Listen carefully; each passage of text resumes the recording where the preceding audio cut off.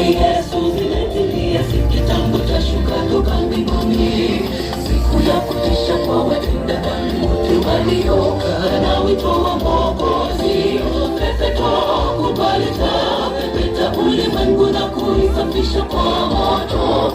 Nani atakuwa mtetezi wako katika siku ya Kiyama? Yesu zinatilia kitambo cha shuka toka mbinguni, siku ya kutisha kwa watenda dhambi wote waliokaa na wito wa Mwokozi. Pepeta kubaleta, pepeta ulimwengu na kuisafisha kwa moto. Nani atakuwa mtetezi wako katika siku ya Kiyama? Siku zimesonga, miaka zimepita, kubadili msimamo wako ndugu. Makabiwa ina nyaraka wasoma, lakini hatua haupigi kamwe.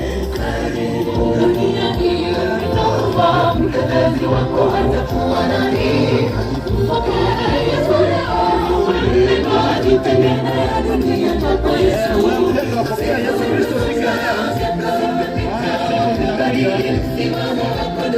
Tunaweza kuona dalili ya kwamba siku zimeweza kutumia hivyo Bwana Yesu Kristo. Yesu Kristo ndiye mtetezi wako pekee.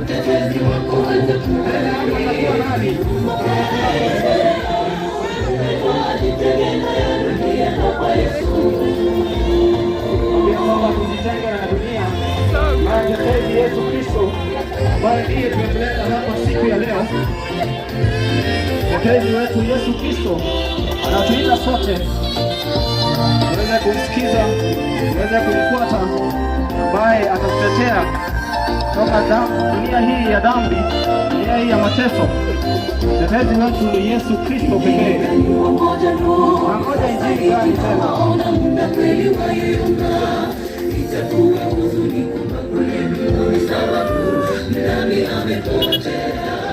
Wokovu wetu ulikamilishwa na Yesu Mwokozi pale msalabani. Wokovu wetu ulikamilishwa na Yesu Kristo pale msalabani. Kwa njia ya mbingu. Injili gani inangoja tena?